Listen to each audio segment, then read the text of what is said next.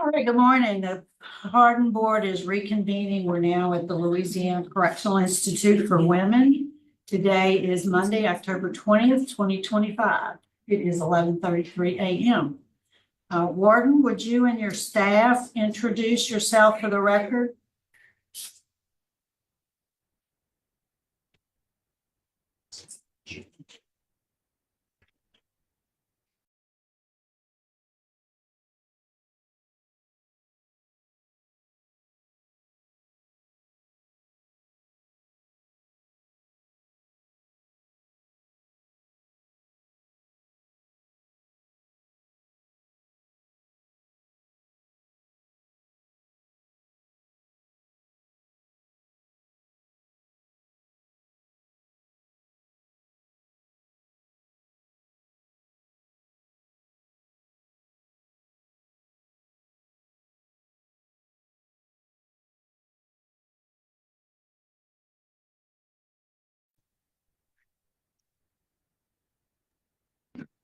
Warden, would you and your staff please introduce yourself for the record? Hello, can you hear us? Yes, we can. And Sorry, first time in the parole boardroom. yeah, I know. I was wondering. Rearranged. I'm sorry. We'll be better next time, tomorrow. Warden Kristen Thomas. Tara PA RDC manager. Acting Gaddy ARDC supervisor. Master Sergeant Stewart. And we have one case there today, and that's Ms. Clark. Ms. Clark, would you introduce yourself for the record? Tell us your name and your DOC number. Yes, ma'am. Bobby Clark, 156918. All right, thank you, ma'am. And before we get started, I want to recognize some folks who have joined us today. Here in support, you'll see on Zoom, we have the Parole Project, Mr. Blake. Also here with us in Baton Rouge, I don't see him. We have Michael McCrae and Holly Spears. I think we're calling them in now, and that's your friend and your cousin. We also have some folks here in opposition on Zoom. Walter Seaver, representing the victim, also Joseph Kimball, both of who will be speaking. We have Charlotte Hockersmith here and Laura Kimball also here, who are here in opposition. So here comes Ms. Spears and Mr. McCrae. We're going to call on y'all for your comments shortly. We were just getting started. Yes. Y'all hadn't missed anything. So, Ms. Clark, your case has been assigned to Mr. Prater. I'm going to turn it over to him. Okay, Ms. Clark, how you doing today? Yes, I'm doing okay, sir. Okay, well, good. Glad to hear that. We're here because you have requested clemency to have your sentence changed. And so we want to know from your mouth what you did and that sort of thing. What you did, why you think that you are deserving of a reduction in your sentence. So I'm gonna go ahead and let you start there. And then we're gonna ask the warden to tell us what kind of inmate you've been. And then we'll move on to supporters and we'll move on to those in opposition. So the microphone is yours. Tell us what you did. Tell us why you need to get out or why you feel like you're deserving to be reduced sentence. Yes, sir. First of all, I would like to apologize to Michael Seaver's family for the pain that I caused them in taking Michael from them. I'd also like to apologize to my family for all the times they needed me and I wasn't there for them. I'm truly sorry. I met Michael around 1982, about 12 years before I shot him. At the beginning, our relationship was going pretty well. We started a trucking business and we had 8 trucks by the time this happened. Michael would drive one of the trucks and get jobs. I was doing the bookkeeping, payroll, expenses, taxes, and running parts. At first, I didn't know Michael was an alcoholic. He didn't drink much then, But he started drinking more and more, and that's when he became violent. He would come home drunk and he would start punching me and hitting me, cursing me, and just hitting me so much. Many times I had to go to the doctor's office. Dr. McCann even testified on the stand that I had a broken jaw, cracked ribs, and lots of bruises. One time I went to the emergency room in the Rapides General because Michael nearly put my right eye out. But Michael would apologize. They'd never do anything like that again. And everything would be okay for a little while. Then he would meet up with his dad or somebody at a bar. And this nightmare would start all over again.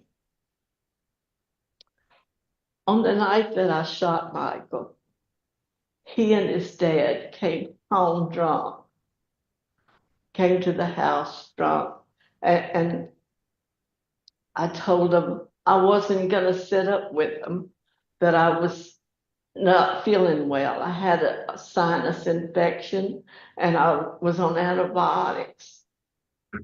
Michael's dad got upset and he left. Michael got furious. He was so mad, he started cursing and slinging. He started hitting me, punching me. He said I made his daddy leave, made him mad, and made him leave. He kept hitting me and hit me, and I had my purse close by. I reached down and got the gun. He looked at it, looked at me, and he said, "Go ahead and shoot me, bitch, if you think you're tough enough." And he started punching me again. I closed my eyes and I shot him. I loved Michael, and I was truly sorry for the pain that I've caused. I grieve every day for the pain I inflicted on others. I pray God gives Michael's family and his friends peace. And I pray that for my family also who have suffered. During my time at LCIW, I've taken many classes to be rehabilitated. Among them, I've taken My Sister's Keeper, Hannah's Gift, Battered Women, in which I became a counselor for other women of domestic abuse. I don't drink because I have an allergy to most alcoholic beverages, but I took AA and worked the 12 steps. I would like a chance at freedom because I'm not the woman I was 30 years ago.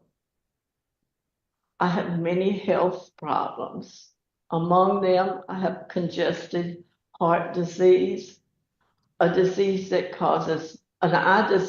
causes blindness. I have kidney problems. I have one of my lungs is halfway collapsed. I have both types of painful arthritis and several other problems that need medical attention. If I'm released, I'll be going to the parole project, and they'll help me to get to appointments to get reestablished. I also want to become a help to my community.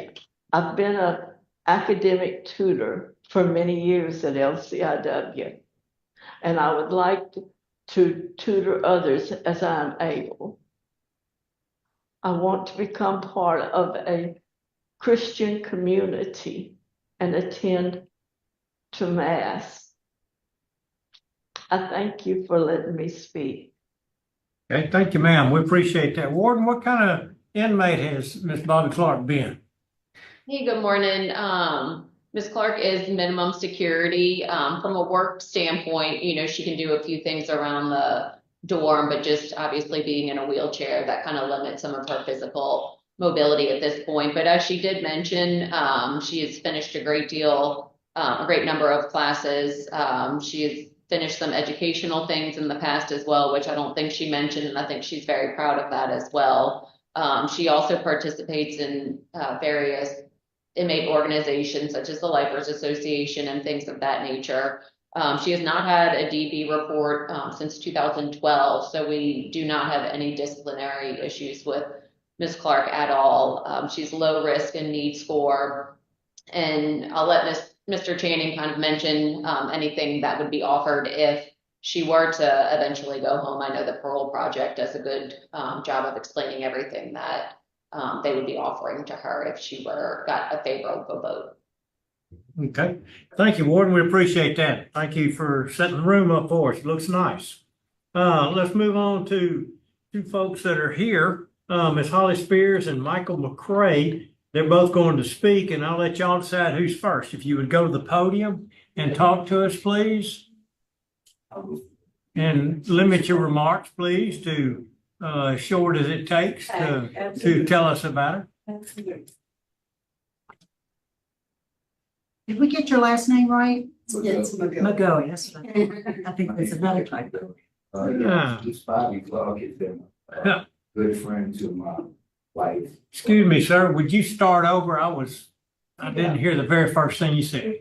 My name is Michael. Okay.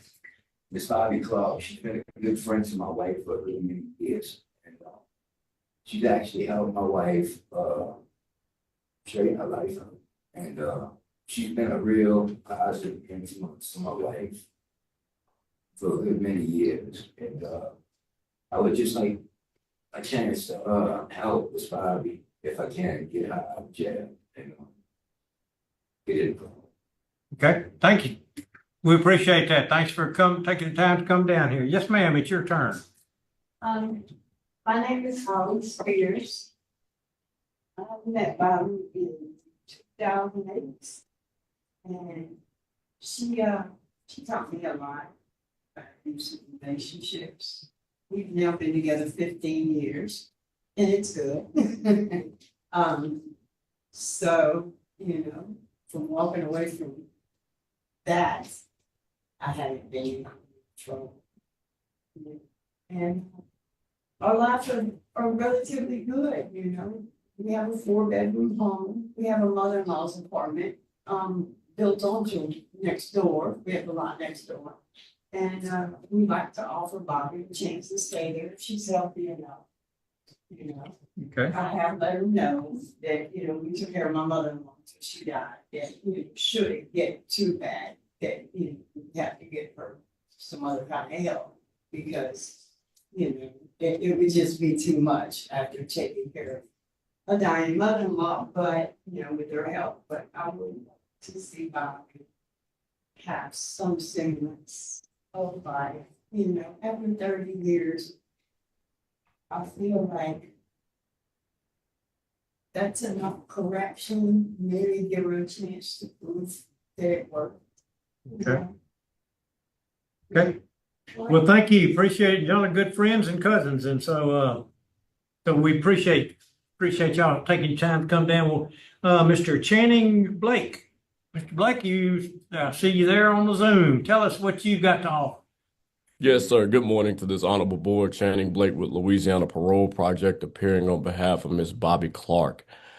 She's a retired tutor because she's taken tons of faith-based programming, and she has a ton of Bible study certificates, being a member of the Lifers Association, Toastmasters.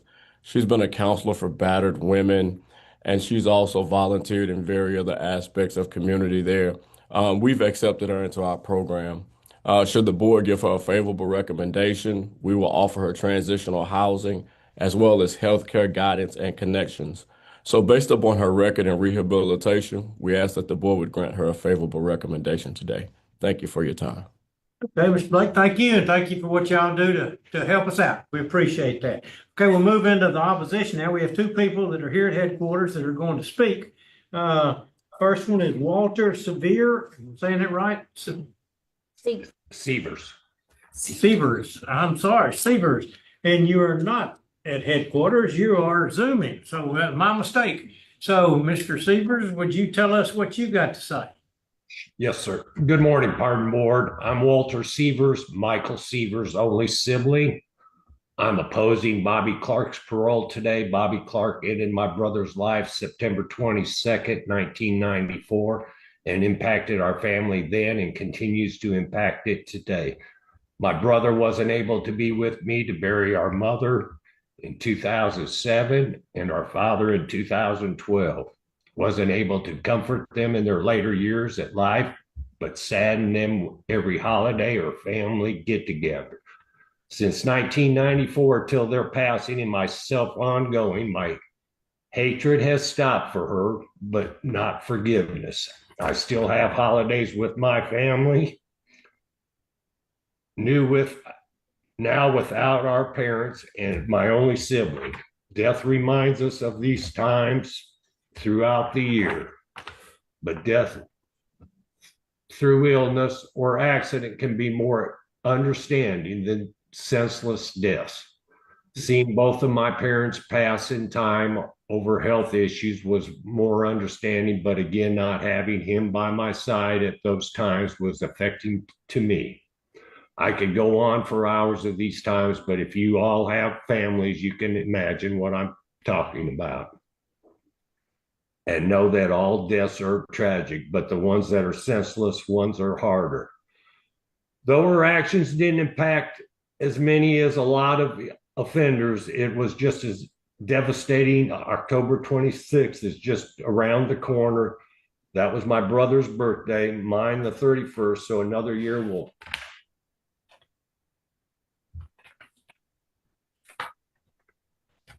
won't be there to celebrate together. She took my brother's life at 39 years old, so I've endured this for a while now, but still doesn't make it any easier. And I pray you don't make it worse by letting her out to enjoy herself. Being a parole board, you know her record. So her actions in life has impacted more families in life than just ours. Thank you for your time and letting me express my feelings on this matter. Yes, sir. Well, thank you for taking time to be on the camera with us, and we appreciate, we'll take into consideration everything that you said. Okay, now we'll move on to Mr. Joseph Kimball, who is here. Mr. Kimball, would you take your time and tell us, give us a little background, the board, of what you're doing here, please. My name is Joseph Kimball, Sr. I am the son of Bobby Clark. I'm here today to oppose her getting out because there is no cure for this woman. There's no cure for what she got. There's no classes, no amount of studies, no amount of what she can do, take, or whatever to fix her. She is sick. She is ill. And she is a cold, calculated killer. A two-time killer. Okay? I would like to take this opportunity to thank you for allowing me to speak. And I'll do my best to keep this to a minimum. First, I would like to say that I'm here today not out of anger or animosity. However, I am here out of fear that you are going to let her out for another opportunity to murder again. So with your permission, I will explain myself. This is a woman who is in my entire life of living with her and knowing her as a child, never failed to keep or follow through with a threat that she has made. She is extremely smart and knows exactly how to get what she wants. Bobby is a master manipulative psychopath who exhibits no empathy or remorse for her actions. She feels no guilt for the harm she has caused. She can be very charming, act normal, even be very likable, to do whatever it takes to gain the trust of others. She feels a sense of entitlement. She believes the world owes her everything. Bobby will lie often for no other reason than personal advantage and will change her story and twist the facts to make it fit her needs. Her emotional responses are fake to suit the situation without feeling any feelings or empathy at all. She is a genius at manipulation tactics to control people to get exactly what she wants. I know, I lived the life of it with her as a child. She planned the murder of my father with 2 other people. Then years later, she planned the murder of my stepfather, Mike Severs, who treated her like gold. That I never seen him lay a hand on her. The broke jaw that she speaks of, she slipped and fell in a hot tub and broke her jaw.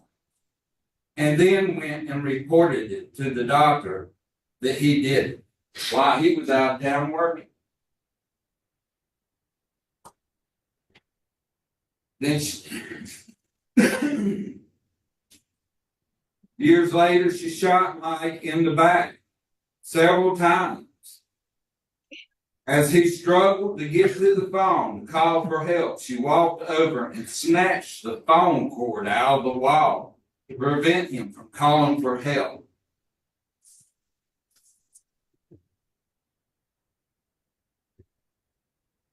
Sorry. Okay. Now I ask you, now you ask why I fear her getting out? Both my little sister and I testified against Bobby at her trial. And she threatened to kill us and our families when she gets out of jail. As I stated before, I have never known her to not carry out her threats. I have no doubt if she is let out, she will have it done or do it herself. I see no reason why Bobby conceivably thinks she deserves a right to ever be set free or have the opportunity to kill again. Bobby's actions didn't just affect her life. They go on to affect the lives of my stepfather Mike's family and my family.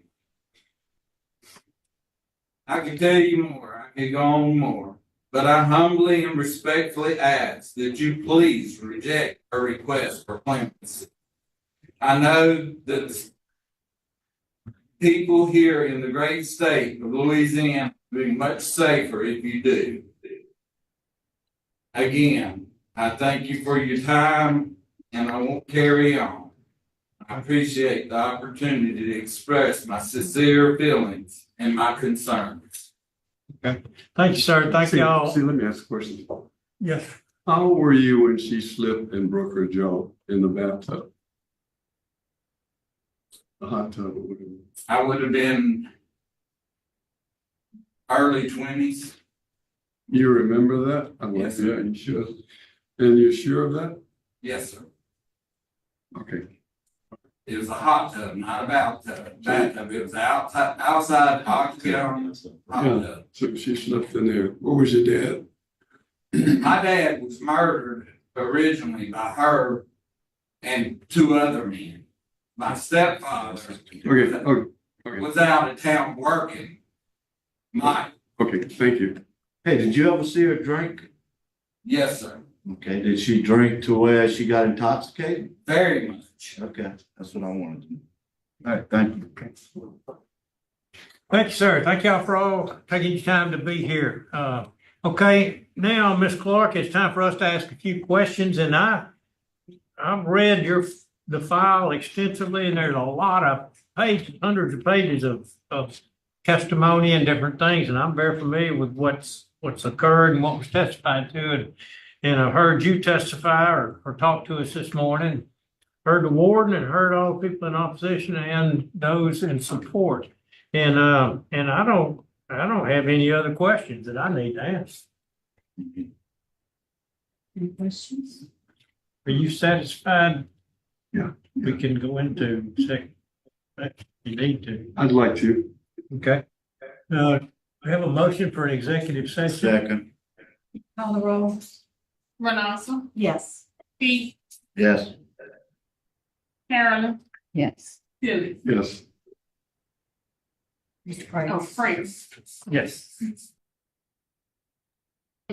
Be an executive session for a few moments to discuss confidential matters.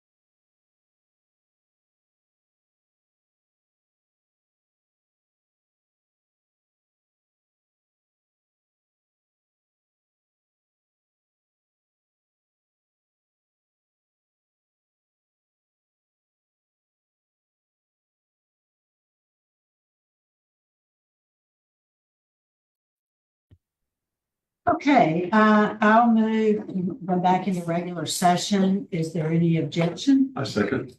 Second by Mr. Tillis, no objection, so we are back in regular session at 12:03. And we are prepared to vote, and I'll ask Mr. Prater for his vote first. My vote would be to deny your request because of a number of reasons, but I think the victim opposition, law enforcement opposition, and criminal history. Mr. Freeman, I concur for the same reasons. Mr. Tillis. I concur for the same reason also. He's a state, and I concur for the same reasons. All right, Ms. Clark, you've received 4 votes to deny your application today. So your application for commutation has been denied today. Good luck to you, ma'am. Thank you, ma'am.